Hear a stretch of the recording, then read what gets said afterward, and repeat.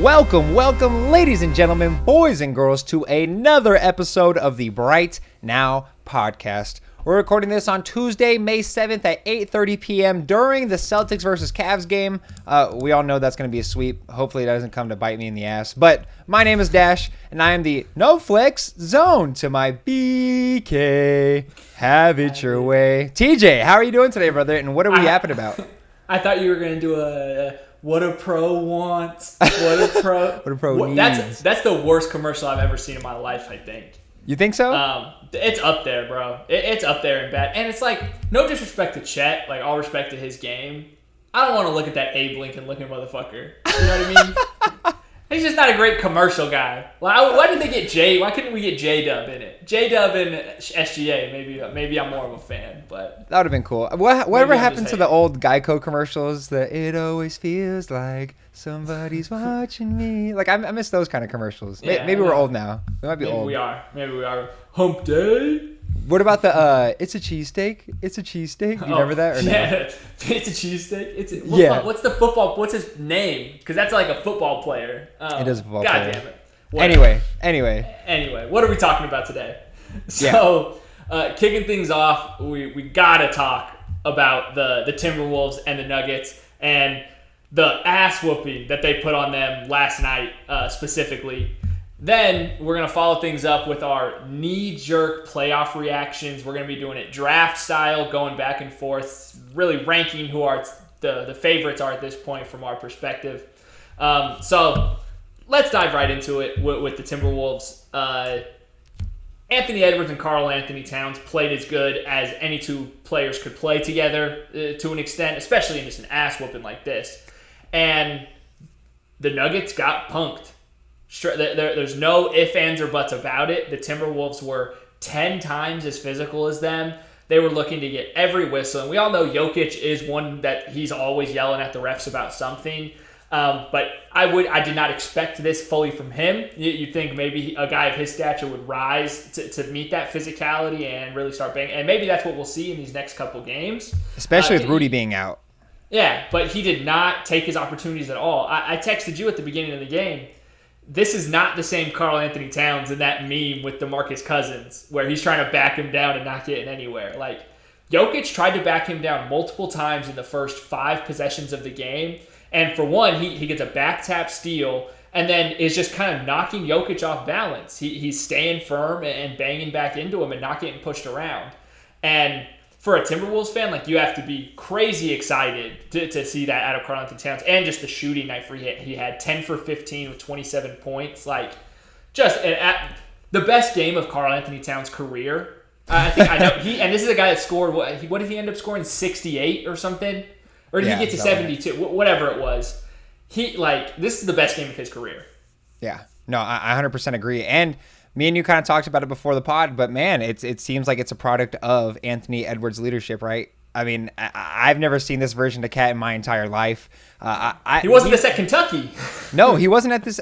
Exactly. And it seems like Anthony Edwards is making Karl Anthony Towns likable and Rudy Gobert likable. And for me, if you've ever heard me talk about the Timberwolves pre-Anthony Edwards, I have been king of shitting on those dudes. Back to the Utah days with Rudy with his first DPOY. Back to Cat making all-star appearances that I thought he didn't deserve. I'm just mesmerized as Anthony Edwards continues to take over this league. I mean, Anthony Edwards, you are a megastar. It's like, I'm glad the commercials are recognizing it. He's got that little Sprite commercial. He's the face of the league, and they're putting him out there like it. And this is going to be the league's moneymaker for the next decade. Him and Wembanyama are going to be battling for finals MVPs and MVPs for the next 10 years, and I am so excited. TJ, when's the last time that you've seen a team that you had, and I know you felt this way throughout the regular season, where you've been like, man, I just got to turn on this game. The Timberwolves are playing the Wizards. I'm going to turn it on just because Anthony Edwards might do some crazy-ass shit. When's the last time you felt this way? About the Timberwolves? Never. Never in your lifetime, right? I was not around for the Kevin Garnett era, even the Kevin Love era, and I love Kevin Love. I would say that's somebody whose game my game is modeled after in a sense with Kevin Love, just a slow white guy that's going to shoot the ball, and was never anything compared to this. So Anthony Edwards is the future of the league, the face of it. every post-game press conference damn near feels like must-watch clips. Like, you got to go seek them out on Twitter or wherever the hell you're going to look for them. And like after this game, somebody makes a comment to Cat about sacrificing, or either Cat said something. I can't remember how it goes. And Ant goes, he had 27 and 12 rebounds. Like, he didn't sacrifice shit. He's like, the reason he didn't have these stats before is because he kept fucking fouling. That's hilarious. And that's why and the clips of him telling him to just stop fucking fouling at the podium, like, he's 100% authentic, and it's awesome. Yeah, and so getting off just this exclusively Anthony Edwards and Cat train, I mean, this Timberwolves team as a whole is just putting the Nuggets in hell. I mean, that one possession that really sticks out, you've probably seen it all over social media, of Jamal Murray getting trapped at half court. Was it Jaden McDaniels and Alexander Walker? Yep. Man, and everybody was like, there's like 15 fouls in this one play right here. I'm like, it's because you motherfuckers are used to that bullshit. It's real defense that's being played. If you look over that play, they're swipes, but they're not touching the arm. They're not getting it. They're getting a hand on the ball, maybe a few of those swipes, but there's no overly over contact. They're just chest up, taking over the space. It just like what you get taught in fucking high school basketball. When someone picks up the dribble like that, you got to take up that space, get over their leg, get your chest out, and they're absolutely doing that. And it's making me just so excited as a fan of defense. What else have you seen from the team? Yeah, that is the possession that's just like encapsulates everything. Because then you also get Murray just like bitching to the refs after he like flings the ball out. Because for one, why are you picking up your dribble right there? Like, you know better, man. You know better. Come on, they teach that at the same time they're teaching you how to play defense. And you're right. Like, NBA players for some reason, and mostly NBA fans, like, I'm sure the players recognize this, but like, guys think that you're just never going to get touched by another player in a basketball game. Like, there's not going to be physical contact. Like, it's a contact sport. Like, that's the part that's supposed to happen. Yeah. So I have no gripes with the officiating. I know the Nuggets have plenty, but I'm not hearing it. You guys are supposedly the champions. You guys should be able to play through a tough whistle. And then, like, to cap it all off, Jamal Murray just acting like making an ass of himself at the end of the game, right? There's no two ways about it. You want to talk about that now? Yeah, first he does the money sign at the ref, right? Which, that got Rudy Gobert like $100,000 fine alone. And then, sitting at the end of the game, throws the heating pack allegedly at the ref, but just threw it onto the middle of the court, right where Karl Anthony Towns is jumping down to. And then he walks away with just $100,000 fine, no suspension.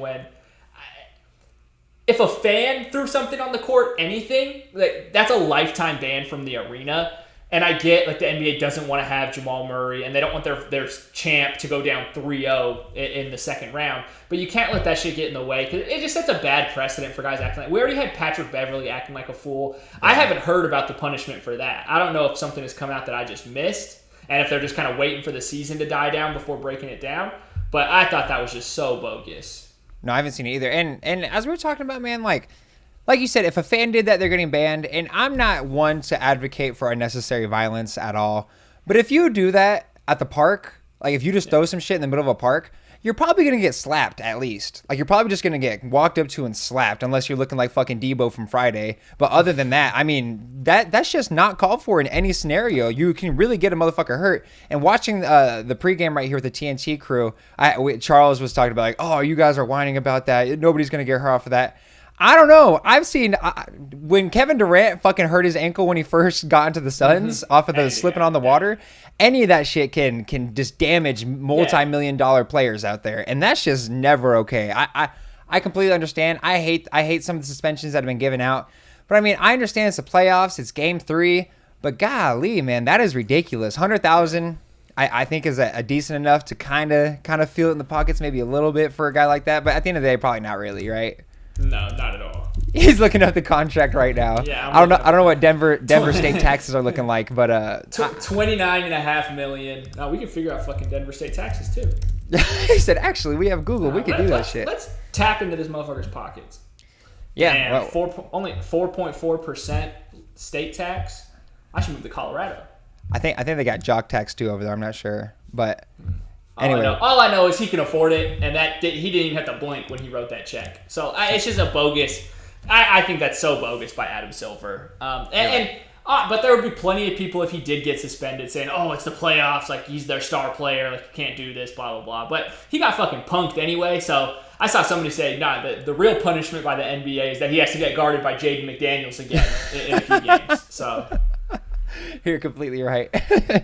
That's hilarious. I think I don't know, TJ. I mean, we'll go over right here in the draft. I think that'll be very telling about where we feel about the standings coming into the next game. But let's start off this knee-jerk playoff reaction draft. I think I went first last time, so let's give you the first pick. Okay. So this isn't too knee-jerk. My next ranking is where it really gets spicy, but I still think we have to give credit to the Boston Celtics. Okay.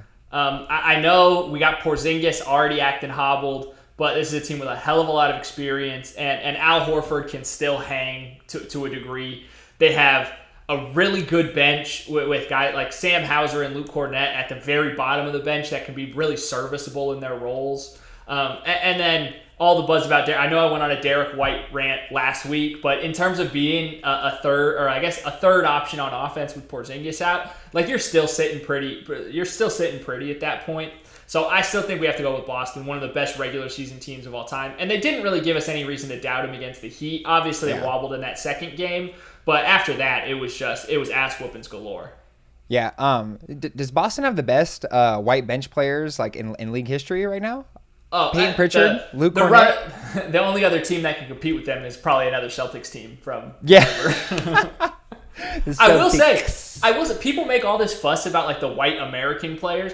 There's actually like a decent amount of white guys in the league, more than I feel like I remembered growing up in my childhood. Like it was very common. Like I remember like the 2011 Celtics like specifically didn't have a single white guy on the roster, and I remember seeing it like just like you note it. I don't know. And so all the people talking about like, oh, there's no more Americans and we're fucked. Look at Ant, and who cares where these guys fucking come from if they're awesome at basketball? So that's literally just some xenophobic bullshit. Bullshit. Exactly. All right, I like the pick right there, and you stole my second pick. And I had to come in today, TJ, and I hope this isn't an overreaction.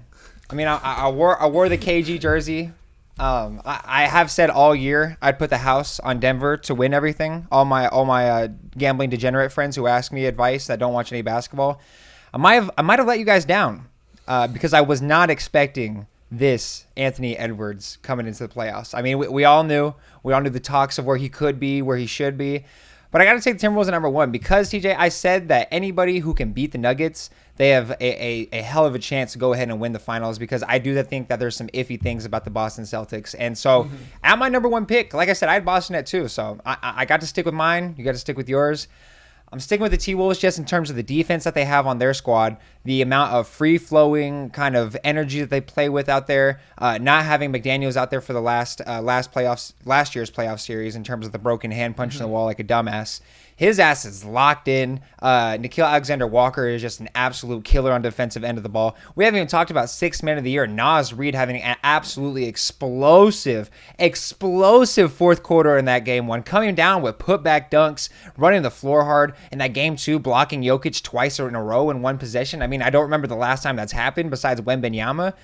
This team is just showing me everything that I need to see. And I know they're young. I really do. But I think if we're going to have the guy, I think he's going to do it at 22 years old, and that's Anthony Edwards winning a championship, putting himself in conversation for guys like Magic Johnson and Kareem Abdul-Jabbar. So that's my pick. Minnesota Timberwolves at number one. I think they can beat the Celtics personally, but I see where you stand. What's your number two pick?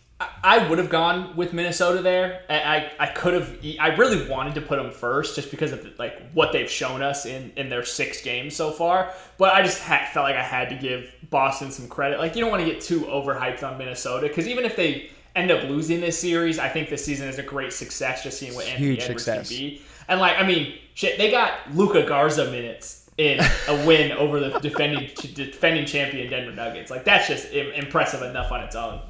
My third pick, I do have to go with the defending champs, though. You still have to rock with Denver. I would bet on them over definitely everybody left in the East and over OKC and Dallas. And I don't think that's an unfair assessment of what we've still seen. maybe there wasn't a big enough deal made about the Lakers going down or the Lakers going up so much in those games against the Nuggets, them clawing back. Maybe not enough was done about that because Minnesota did not let them claw their way back. Yeah. But I still they're still able to get it done. He's still Nikola Jokic, and we've seen before teams go up 2-0 and end up losing the series. Suns fans know it all too well. So I still have to rock with Denver. And especially Jamal Murray not missing any time with this. They're going to be just fine. Yeah, and TJ, I do want to bring up something, though. As compared to that Lakers series, being down so hard to the Timberwolves, it felt like after midway of that second quarter last night, I never got that feeling, the same feeling that I got against the Lakers, and I'm like, oh, it's inevitable. The giant, the big Eastern European is coming down and just take over this game. For some reason, I didn't feel like that throughout the game. I think it's, as you said, having that body that Cat was throwing out there on him, Naz Reid, and just all the help defense that's coming with all those long and strong defenders. I mean, that's the only thing that I would have pushback. Just in terms, this is complete vibes. Complete vibes. I mean, the score would show you the same 100%. thing, but I mean, scoring 80 points in a game. That's crazy. I hope to be that as a top 5 offense in the regular season, scoring 80 points in a game. And you're totally right where it was. Just the Timberwolves just had an energy about them that was just dominating the Nuggets across the board. Even when it was kind of tit for tat or really early in the game, it was like, damn, the Timberwolves are just like, they showed up today. They did not just kind of walk in and think, hey, we already stole our game on the road. Let's see what happens here. Like, they were like, no, we're trying to fucking sweep you guys. Yeah, no, 100%. I think you're right. Going in with my second pick of the draft, I'm going to have to go with the New York Knickerbockers. And the reason why I say this is because the West gets a little muddy right here, TJ. I know. Hear me out, all right? This team has been an absolute fighter all series. I mean, in that Philadelphia game, this team has gotten a roll and just completely figured out how they need to play with Jalen Brunson, especially in that fourth quarter. I mean, in those fourth quarters, in the 6 games we've now seen from this Knicks team, I have just seen Jalen Brunson over and over and over in that fourth quarter just look completely unstoppable. His 6'1" stocky ass is able to get wherever he wants on the floor and hit all of those, 6 feet away from the basket type shots or get over defenders. And Josh Hart is probably he is the only one in the league competing with Derek White for role player of the year. I'm so fucking serious when I say that. Josh Hart comes out there and just grabs offensive rebounds willy fucking nilly. This guy is flying around the court, unlimited stamina, playing 48 minutes a game.